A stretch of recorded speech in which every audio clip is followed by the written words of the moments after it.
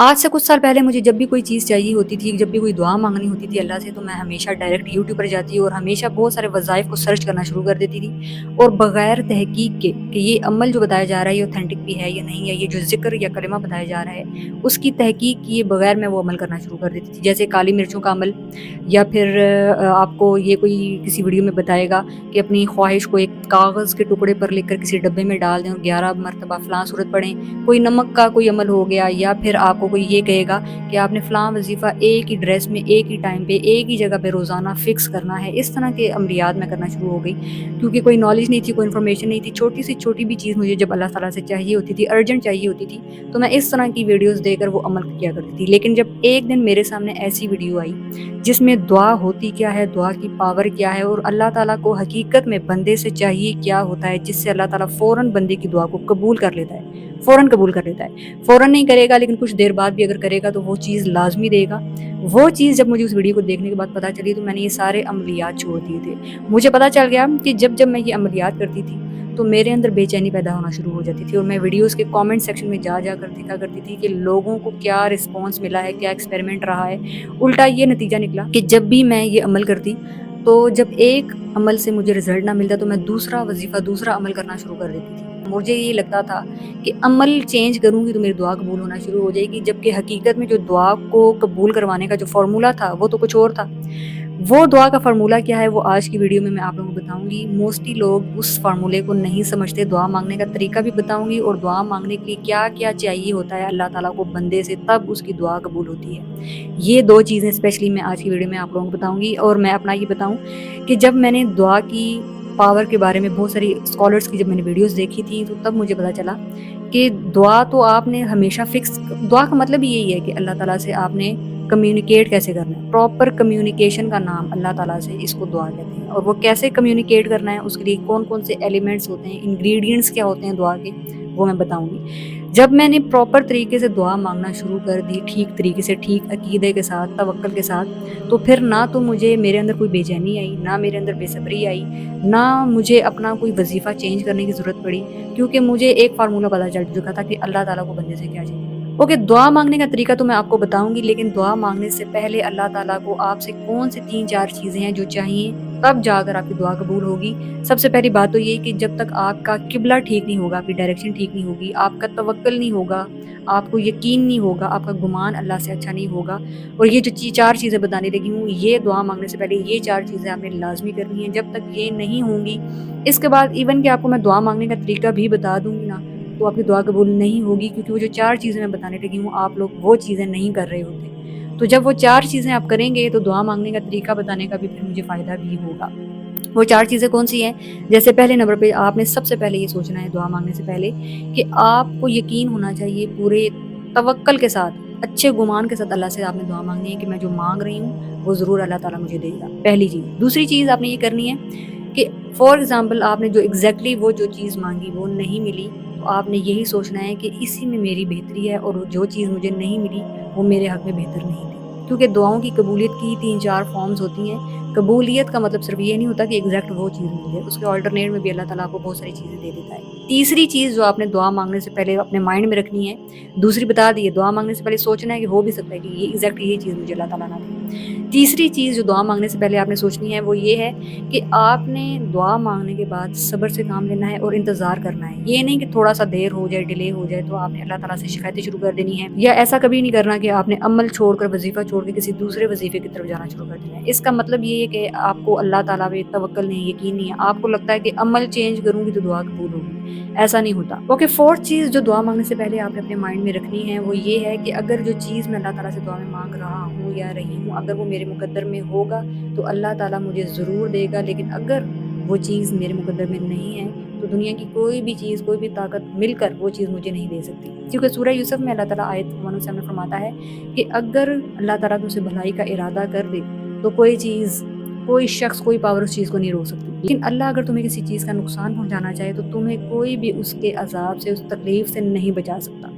اللہ تعالیٰ آپ کے عمل کا محتاج نہیں ہے، بلکہ اللہ تعالیٰ آپ کی نیت کو دیکھتا ہے۔ کبھی آپ کالی مرچ کا وظیفہ کر رہے ہیں، کبھی آپ کیا کر رہے ہیں، کبھی آپ کسی ایک ہی جگہ پہ، ایک ہی مقام پہ، ایک ہی ڈریس میں، ایک ہی ٹائمنگ پہ وظیفہ کر رہے ہیں، تو اللہ تعالیٰ کو یہ چیزیں نہیں چاہیے۔ اللہ تعالیٰ کو صرف چاہیے تو 3-4 چیزیں، तवक्कल, यकीन, इंतज़ार, सब्र से काम लेना है, अच्छा गुमान रखना है और सबसे बढ़कर तवज्जो, क्योंकि अल्लाह ताला खुद फरमाता है कि मैं गाफिल दिल से मांगी हुई दुआ को कबूल नहीं करता। तो जब तक आपके पास फॉर एग्जांपल ये 3-4 चीज़ें हैं, तवज्जो भी है, तवक्कल भी है, अच्छा गुमान भी है, लेकिन आपको दुआ मांगने का तरीका नहीं आता, तो उससे फ़र्क नहीं पड़ता, क्योंकि अक्सर लोगों को दुआ मांगने का तरीका नहीं आ रहा होता। आप चलते फिरते भी दुआ मांग सकते हैं। तो दुआ मांगने के तरीके से ज़्यादा जो चीज़ इंपॉर्टेंट है वो ये चीज़ है, तवज्जो, तवक्कल, यकीन, अच्छा गुमान। अगर ये 4 चीज़ें दुआ मांगते वक्त आपके अंदर नहीं होंगी, तो आप खाना काबा के सामने भी खड़े होकर दुआ मांगेंगे तो अल्लाह आपकी दुआ को कबूल नहीं करेगा, क्योंकि अल्लाह ने खुद कह दिया है, मैं गाफिल दिल से मांगी हुई दुआ को कबूल नहीं करता, और जो इंसान मुझसे बदगुमान होता है तो मैं फिर उसके साथ वैसा ही पेश आता हूँ। ये चीज़ें आपको कोई भी नहीं बताने वाला। लोग आते हैं वीडियोस में डायरेक्ट आपको बताते हैं ये वजीफा कर लें, फलां वजीफा कर लें, लेकिन जो दुआ का मेन एसेंस है, जो इंग्रेडिएंट्स हैं, जो न्यूट्रिएंट्स हैं, जो कुछ भी कह लें, जो मेन एलिमेंट्स हैं, वही आपकी दुआ में मौजूद नहीं होंगे, तो आप चाहे 40,000 मरतबा सूरह यासीन पढ़ें, 40 लाख दफ़ा सूरह बकरा पढ़ें, ना तवज्जो है, ना गुमान अच्छा है, ना सब्र है, ना इंतज़ार है, तो फिर आप एक अमल छोड़ के दूसरे अमल पे जाएंगे। आपको लगेगा कि शायद सूरह बकरा में ही कोई पावर नहीं है, सूरह यासीन से शायद दुआ कबूल हो गई। फिर आप ये करते करते कोई आपको कहेगा फलां मज़ार पे चले जाएं, वहाँ पे धागा बांधें, वहाँ पर चादरें चढ़ाएं, तब आपकी दुआ कबूल होगी, क्योंकि हमारी तो ऐसी कबूल हुई। तो आपका जब तक डायरेक्शन ठीक नहीं होगी, आपकी कोई दुआ कबूल नहीं होने वाली। मैंने जब ये जितने स्टार्टिंग में छोटी-छोटी इस तरह की मैं इन ऑथेंटिक किस्म की जब अमलियात करती थी, काली मिर्च वाली छोटी-छोटी चीज़ों के लिए, छोटी-छोटी ख्वाहिशात के लिए, तो मुझे कोई ऐसा रिज़ल्ट कभी भी नहीं मिला। लेकिन जब से मैंने दुआ की पावर को समझा, स्कॉलर्स की जो ऑथेंटिक स्कॉलर्स हैं उनकी वीडियोज़ देखी, तो जब मैंने दुआ को प्रॉपर माँगना शुरू किया, अल्लाह ताला के साथ कम्युनिकेट करना शुरू किया, तो अल्लाह ताला ने अल्हम्दुलिल्लाह मुझे कभी डिसअपॉइंट नहीं किया। यहाँ पर मैं एक मौलाना रूमी रहमतुल्लाह की एक बहुत फ़ेमस बुक है मसनवी के नाम से, उसमें एक वाक़या दर्ज है जो मैं आपके साथ शेयर करना चाहूँगी कि एक बार हज़रत मूसा अलैहिस्सलाम ने एक शख़्स को देखा कि वो ये वाक़या है हज़रत मूसा अलैहिस्सलाम और एक चरवाहे का किस्सा। इस तरह से ये वाक़या कोट हुआ है कि वो जो चरवाहा था वो अल्लाह ताला से मोहब्बत में ये कहता है कि या अल्लाह, अगर तू मेरे सामने हो तो मैं तेरे बालों में कंघी करूँ, तुम्हारा खादिम बनूँ, तुम्हारी खिदमत करूँ। तो हज़रत मूसा अलैहिस्सलाम बड़े हैरान होते हैं उस शख्स की बात को सुनकर, और कहते हैं कि ये जो तुम अल्फ़ाज़ इस्तेमाल कर रहे हो, अल्लाह ताला को तुम्हारी खिदमत की कोई ज़रूरत नहीं है। अल्लाह ये अल्फ़ाज़ जो तुम इस्तेमाल कर रहे हो ये कुफ़र है। तो अल्लाह ताला ने हज़रत मूसा अलैहिस्सलाम को कहा कि तुमने मेरे बंदे को मुझसे जुदा कर दिया, मैंने तुम्हें लोगों को जोड़ने के लिए भेजा है, ना कि जुदा करने के लिए। तो मैं लोगों की नीयत को देखता हूँ, उनके अल्फ़ाज़ को और उनके अमल को नहीं देखता। तो अब यहीं से आप अंदाज़ा लगाएं कि आपके अल्फ़ाज़ क्या होंगे, आपका अमल क्या होगा, किस तरीके से आप दुआ मांग रहे हैं, ये इतना इंपॉर्टेंट नहीं होता। इंपॉर्टेंट ये होता है कि आप कितने यकीन के साथ मांग रहे हैं, कितनी मोहब्बत के साथ मांग रहे हैं, कितनी तवज्जो के साथ मांग रहे हैं। सो दुआ मांगने से पहले आपका अकीदा क्या होना चाहिए, आपको दिमाग में क्या सोचना चाहिए कि किन किन चीज़ों से दुआ कबूल होती है, वो एग्जैक्ट जो मेन पिलर्स थे दुआ के वो मैंने आप लोगों को बता दिए। अब आती है बात दुआ मांगने का तरीका। ये अगर नहीं भी आता तो कोई मसला नहीं है, क्योंकि जिस शख्स के अंदर यकीन पुख्ता होता है ना, अल्लाह पे बिलीव होता है, वो जिस मर्जी तरीके से दुआ मांगे, वो वज़ू की हालत में दुआ मांगे, अव्वल आखिर दुरूद शरीफ के बगैर भी वो दुआ मांगे, तो अल्लाह ताला उसकी नीयत को देखता है, उसकी मोहब्बत और तवज्जो और गुमान को देखता है। अगर ये सब अच्छा है, ठीक डायरेक्शन में है, तो उसकी एक बार मांगी हुई दुआ भी कबूल हो जाएगी। इवन कि बगैर मांगी भी दुआएं अल्लाह ताला कबूल करना शुरू कर देता है। अब मैं बात करती हूँ कि दुआ मांगने का तरीका क्या होना चाहिए। सो 2 रकात नमाज नफल अगर आपके पास टाइम है, वज़ू करके पढ़ लें, हाजत की नीयत से पढ़ें, एक बार अव्वल आखिर दुरूद शरीफ पढ़ लें दुआ मांगने के पहले, फिर बीच में इस्तिग़फ़ार करें, आयत करीमा पढ़ें, अल्लाह ताला की हम्दो सना बयान करें। हम्दो सना क्या होती है? अल्लाह ताला की तारीफ़ बयान करना, जैसे सुब्हानल्लाहि वल्हम्दुलिल्लाहि ला इलाहा इल्लल्लाहु वल्लाहु अकबर वला हौला वला कुव्वता इल्ला बिल्लाह। फिर इसी तरीके से 1-2 कलिमा ऐसा है जो तमाम पैगंबरों ने उस कलिमे को पढ़ा है, और ये अरफ़ात के दिन की ख़ास ये जो कलिमा है बताने लगी हूँ, और वो है